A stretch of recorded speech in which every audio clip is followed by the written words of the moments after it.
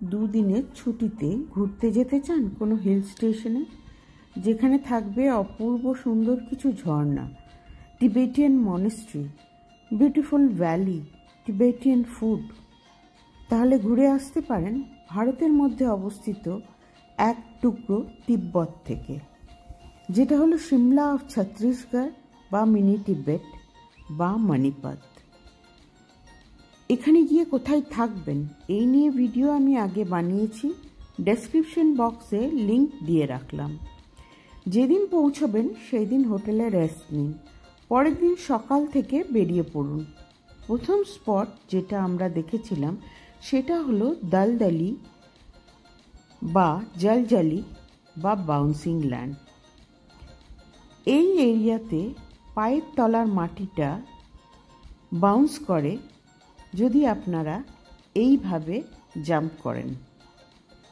যদিও বৃষ্টিটা এই বছর বেশি হওয়ায় এই দলদলিতে প্রচুর জল জমে আছে, আমরা কাদায় নামতে চাইনি বলে আমরা যেটা শুকনো মাটি ছিল সেইখানে লাফানোর চেষ্টা করলাম, বাউন্স করলো খুবই অল্প।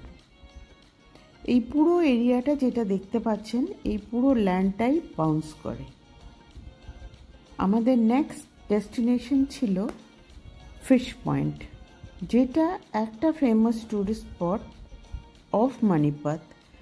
যে কোনো ট্যুরিস্ট মণিপত ভিজিট করলে ফিশ পয়েন্ট ভিজিট করা মাস্ট। কিন্তু এই ফিশ পয়েন্ট যাওয়ার পথে রাস্তাটা অপূর্ব সুন্দর। বেশ কয়েকটি সিঁড়ি নেমে এই ফিশ পয়েন্টে পৌঁছতে হয়, তবে সিঁড়ির ধাপগুলো খুব একটা উঁচু নয়, তাই উঠতে নামতে কোনো কষ্ট হয়নি। এই পথ দিয়ে নামার সময়ই ফলসের জলের আওয়াজ ভেসে এলো। তারপর সামনে গিয়ে যেটা দেখলাম সেটি অসাধারণ সুন্দর। যে ভিউটা আমি ফিশ পয়েন্টে শেয়ার করব এটা কিন্তু একটা রেয়ার ভিউ। চলুন ফিশ পয়েন্টের ভিউটা আমার সাথে আপনারাও এনজয় করুন।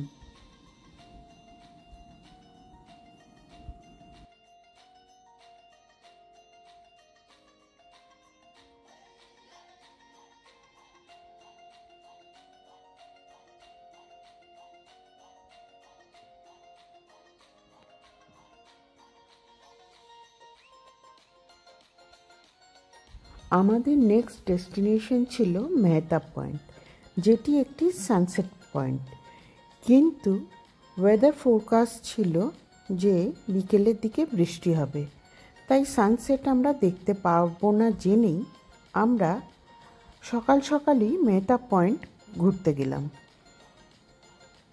পথে এই ভ্যালিটি পড়ল যেখানে না দাঁড়িয়ে পারলাম না। অপূর্ব সুন্দর কিন্তু মণিপতের ভ্যালিগুলো।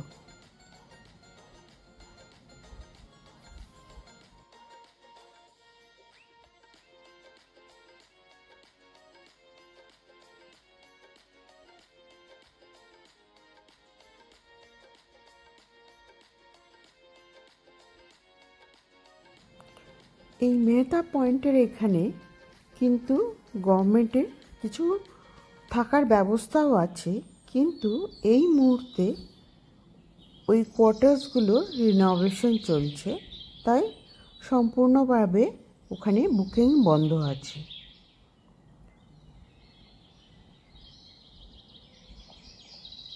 মেঘ না থাকলে হয়তো ভিউটা আরও সুন্দরভাবে পেতাম। ওই দূরে যে সাদা রুমগুলো বা কোয়ার্টারগুলো দেখা যাচ্ছে সেইগুলোই হলো গভর্নমেন্টের কোয়ার্টার, যেইগুলো টুরিস্টদের জন্য ভাড়া দেওয়া হয়। তারপর পেলাম এই ভিউটা। আমাদের এর পরের ডেস্টিনেশন হলো টাইগার পয়েন্ট। আবারও এইটি একটি famous spot, famous tourist spot of Mainpat. Mainpat visit করলে টাইগার পয়েন্ট ভিজিট করা মাস্ট। কিন্তু টাইগার পয়েন্টেও আমরা যেই ভিউটা পেলাম সেইটা খুব কম টুরিস্টই পায়, যদি না বর্ষাকাল হয়।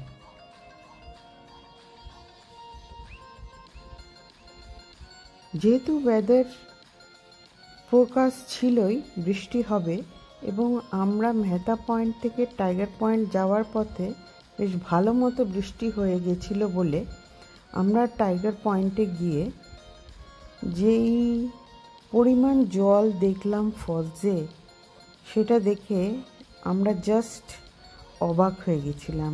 এইরকমও ভিউ হতে পারে। চলুন আপনাদের সাথে টাইগার পয়েন্টের ভিউটাও বা টাইগার ফলসের ভিউটাও শেয়ার করি।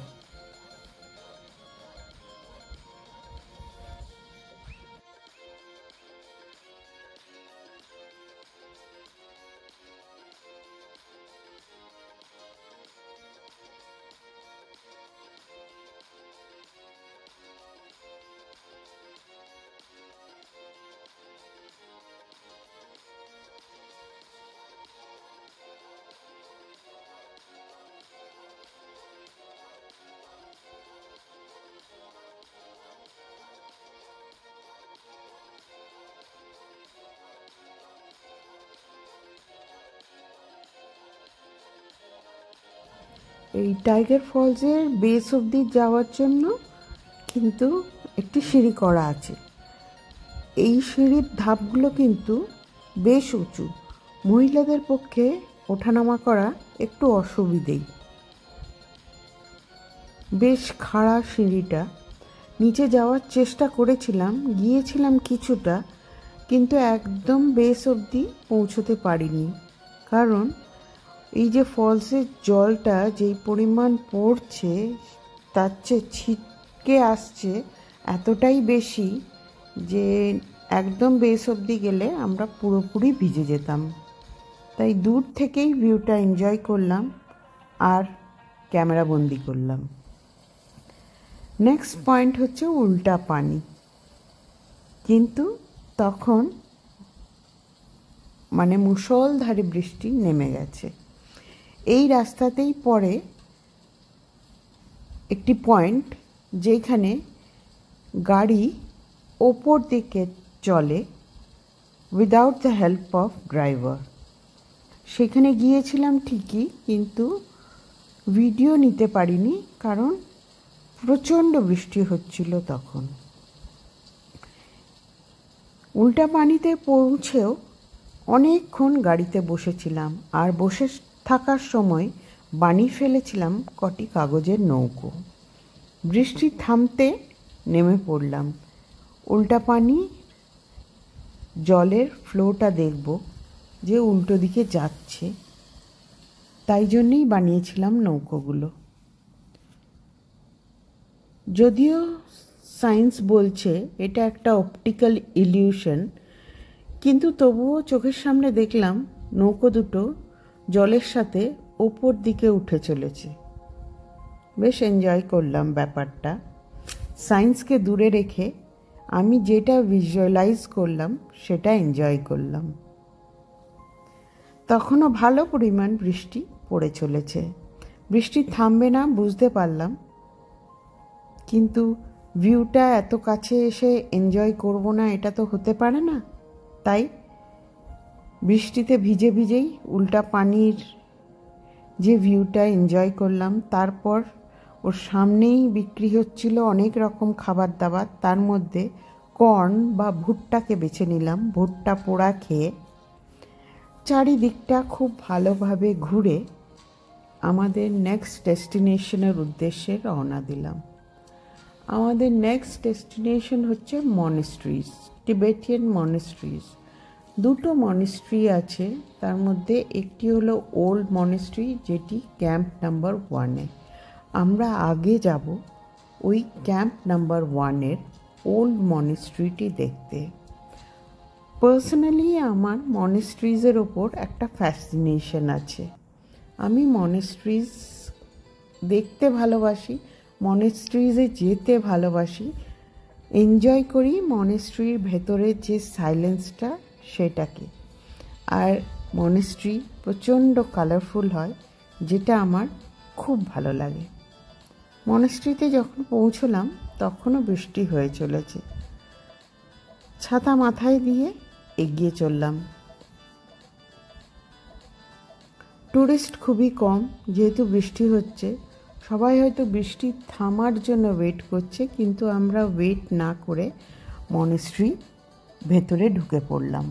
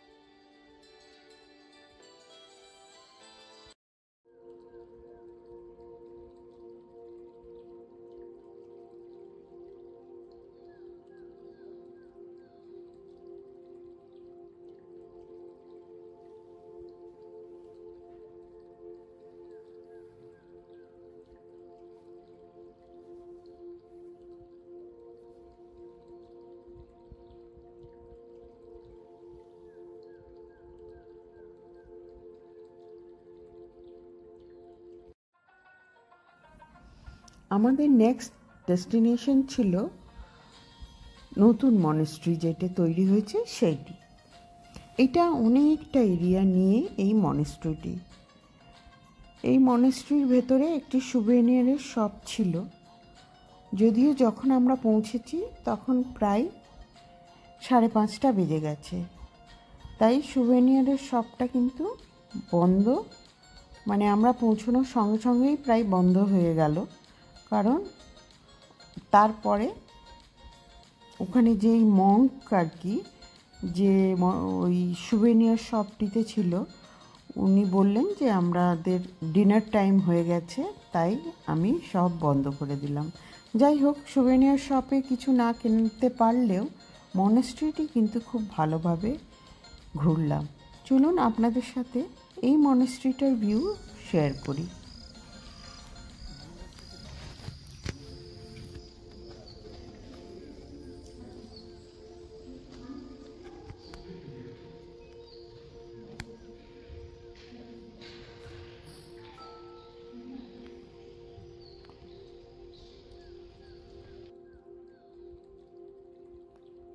এই মনেস্ট্রিটি দেখে আমরা রিসর্টে ফিরেছিলাম।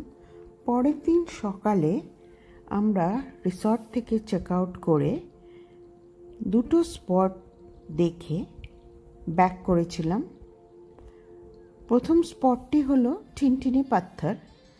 আনফর্চুনেটলি ওই ভিডিওগুলো আমি কোনোভাবে ডিলিট করে ফেলেছি।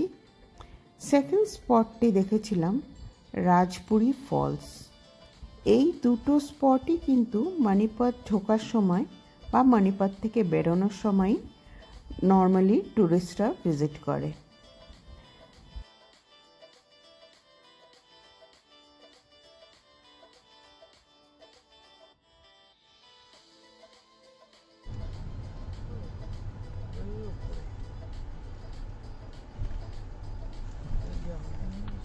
এই মণিপাত পৌঁছানো যায় দুভাবে। রোড ট্রিপ করা যায় টু মণিপাত, আবার ট্রেনে করে ঝাড়সুগদা বা রাউরকেল্লায় নেমে সেখান থেকে গাড়ি ভাড়া করে মণিপাত পৌঁছানো যায়। যদি ট্রেনে করে যান এবং গাড়ি ভাড়া করেন, তাইলে ওই গাড়িরই ড্রাইভার আপনাদের গাইড করবে কোন রাস্তা দিয়ে মণিপাতের ভেতরের টুরিস্ট স্পটগুলো ঘোরা যায়। কিন্তু যদি আপনারা রোড ট্রিপ করেন, তাহলে যেই হোটেলে বা রিসর্টে উঠবেন সেই রিসর্ট থেকেই গাইডের জন্য কাউকে পেয়ে যাবেন, বা রিসর্টের রিসেপশনে জানালেই তারা গাইডের ব্যবস্থা করে দেবে। গাইড নিয়েই কিন্তু মণিপাত ঘোরাটা ভালো হবে, কারণ রাস্তাগুলো বেশ এদিক ওদিক। নর্মালি বাইরের লোকজনের পক্ষে একটু টাফ হয়ে যাবে রাস্তা খুঁজে বের করা টুরিস্ট স্পটগুলোর।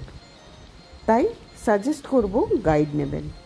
তো কেমন লাগলো ভিডিওটা জানাবেন। Stay in touch with Soma and her passion. See you all, my friends, and love you all. Bye.